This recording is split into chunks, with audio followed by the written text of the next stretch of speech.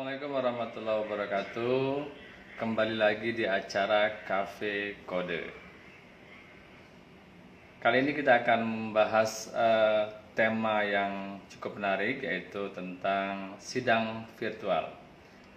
Setelah COVID-19 merambah merajalela di dunia, termasuk di Indonesia, banyak sekali sektor yang terpengaruh, mulai dari pendidikan, kemudian ekonomi, termasuk juga dalam bidang hukum. Nah, dalam suasana seperti ini, persidangan bagaimana? Ternyata masih tetap berjalan, tapi dengan menggunakan sidang virtual. Nah, bagaimana landasan hukumnya sidang virtual ini? Kita akan bicara dengan praktisi hukum kita, yaitu Bang Firman Chandra. Kita tunggu kehadiran Bang Firman Chandra untuk bergabung di Cafe Kode kita kali ini. Oke, berdiri aja ya. Iya, siap. Ya, betul. Bang Firman lagi sibuk apa sekarang, Bang? Seperti biasa sebenarnya. Jadi sesuai dengan profesinya advokat berarti menerima kasus-kasus hukum baik pidana ataupun perdata dan sekaligus bersidang nih. Begitu saudaraku. Untuk dosennya boleh diceritain ngajar di mana sekarang, Bang Firman? Iya, jadi kalau dosen sebenarnya NIDN dosen kalau untuk mendapatkan sebuah gelar namanya profesor itu minimal harus doktor dulu udah S3. Kemudian harus terdaftar di Dikti. Dikti akan mengeluarkan namanya NIDN, nomor induk dosen nasional. Jadi NIDN itu standar dosen-dosen yang memang sudah dianggap oleh Kementerian Pendidikan sebagai dosen yang tujuannya adalah meraih gelar profesor. Jadi NIDN saya dapatnya dari namanya UNMA. UNMA itu Universitas Matlaul Anwar yang ada di Serang, Banten. Nah, kenapa saya pilihnya UNMA, bukan kampus-kampus lainnya? Yang lainnya hanya sekedar untuk dosen-dosen terbang saja. Kalau dosen NIDN saya di UNMA. Begitu, Kita doakan saudaraku. semoga nanti segera tercapai gelar profesornya, Bang ya. Amin, amin, amin. Terima kasih banyak nih.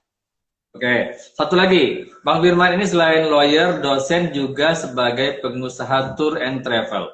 Ini boleh diceritakan dengan singkat nggak ini tentang pengusaha tour and travel ini? Iya, jadi kebetulan di tahun 2016 saya mendirikan sebuah usaha, lebih tepatnya travel umroh dan haji. Karena apa? Saya berpikir apa sih yang bisa kita wariskan untuk anak dan cucu kita kan? Selain ilmu dan lain-lain adalah sebuah entity atau perusahaan. Nah, kenapa saya bikin umroh dan haji? Karena disitulah mayoritas banyak ibadah sebenarnya. Kalau travel-travel lainnya ya tujuannya mayoritas adalah bisnis. Jadi terus terang PT ini namanya PT Fatur Travel Indonesia, itu tujuannya adalah satu mungkin utamanya lah ya, memberangkatkan semua umat muslim ke Baitullah. Artinya apa? Berarti harga kita harga yang paling terjangkau mungkin se-Jawa mungkin, kira-kira begitu saudaraku. Jadi siapapun bisa berangkat haji dan umroh melalui Fatur Travel.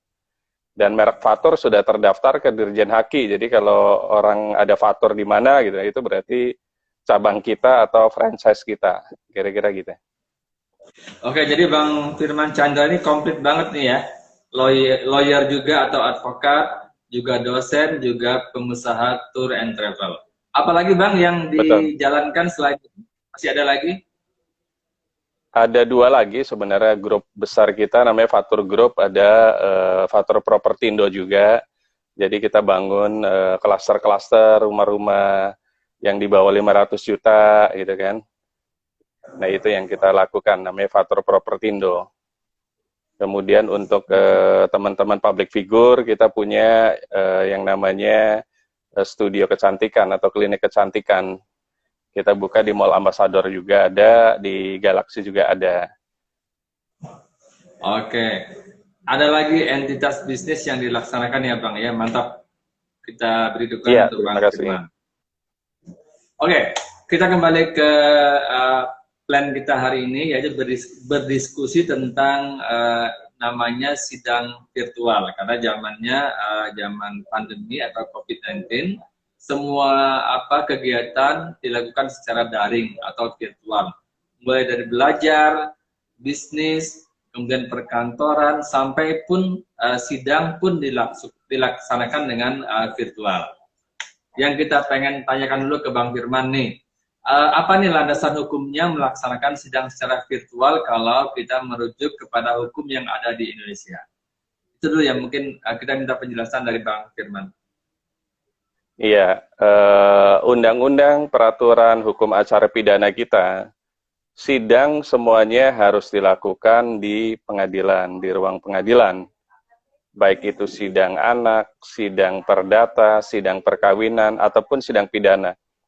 Jadi semua instrumen persidangan itu hadir di dalam sidang, di ruang sidang. Baik itu hakim, baik itu kuasa hukum, baik itu jaksa kalau pidana, kemudian ada terdakwanya, harus hadir di ruang pengadilan. Sesuai dengan lokus dari kasus tersebut. Kalau kasusnya ada di katakanlah Kebayoran Baru, berarti Pengadilan Negeri Jakarta Selatan. Kalau kasusnya ada di Kemayoran, berarti Pengadilan Negeri Jakarta Pusat, kira-kira begitu. Kalau di Cirebon, berarti Pengadilan Negeri Cirebon, dan lain-lain. Namun, dalam sebuah perjalanan ada namanya diskresi. Kalau sidang tidak dilaksanakan, bagaimana dengan hak asasi manusia yang yang dimiliki oleh terdakwa khusus pidana ya? Mereka harus segera keluar karena ada aturan penahanan. 20 hari pertama ditahan oleh penyidik, 40 hari berikutnya masih penyidik, kemudian 30 hari berikutnya adalah kejaksaan, dan berikutnya sampai ke hakim, baik pengadilan negeri sampai hakim ke Mahkamah Agung. Kalau tidak ada persidangan, mereka harus bebas demi hukum. Dan hakim tidak mungkin memberikan itu.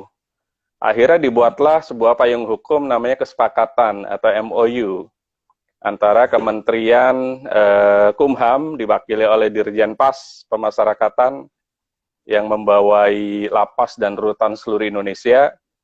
Kemudian pihak berikutnya adalah Kejaksaan Agung yang mewakili para jaksa penuntut umum yang ada di di Kejaksaan Negeri setempat sesuai dengan pengadilan negerinya. Berikutnya adalah Mahkamah Agung yang membawai para majelis hakim yang ada di pengadilan-pengadilan sesuai dengan tindak pidana yang dilakukan. Akhirnya kesepakatan itu mengatasi problema ini.